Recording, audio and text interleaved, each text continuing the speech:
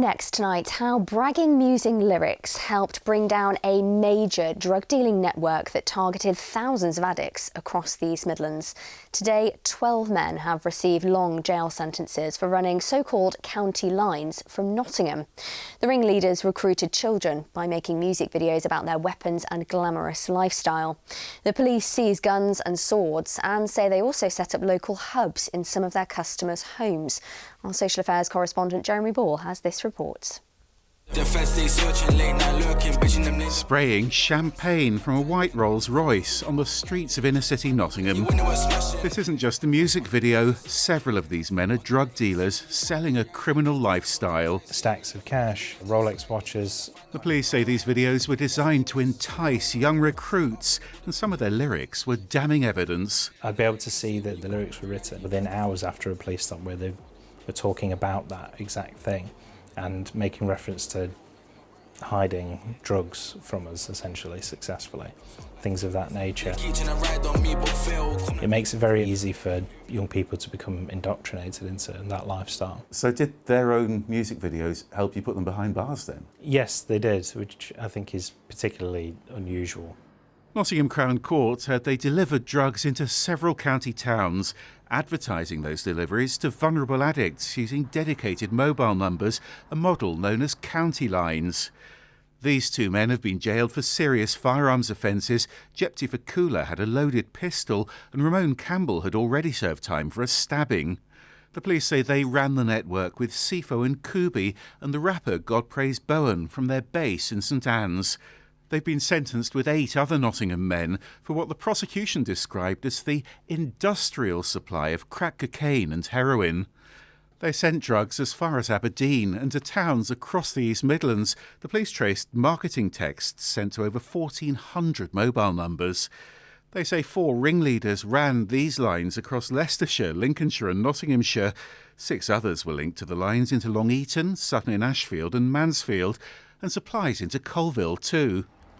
That drugs line ended here on Albert Road, where one customer was given free cocaine and heroin for letting them take over his home as a hub to store and distribute drugs for customers on their Colville mobile number.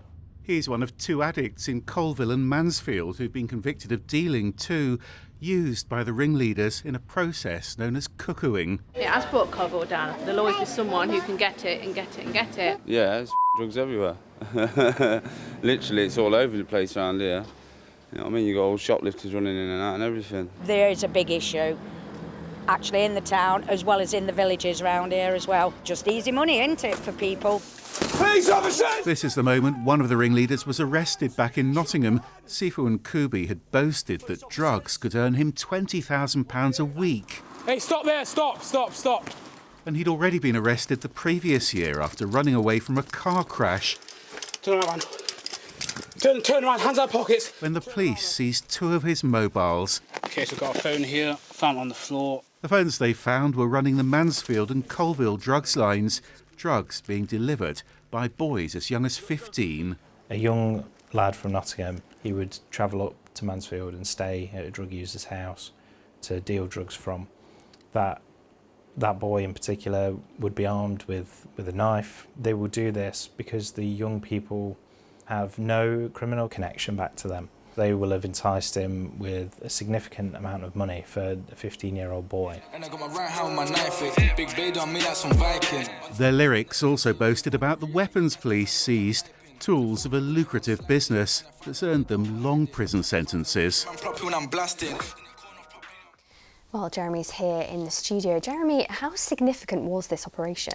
Well, Elise, Judge Mark Watson today described this as street dealing of vast proportions as he handed those sentences down. But we know these county lines are becoming increasingly common because they are such a lucrative way, really, for dealers to expand their customer base. The police say the county line itself is that dedicated mobile number, that this is all driving violent crime as they compete for turf, and that it's increasingly seen as well as a form of grooming or exploitation because so many children, so many vulnerable adults are being enticed or even threatened into dealing these drugs. So what sentences have been handed down today?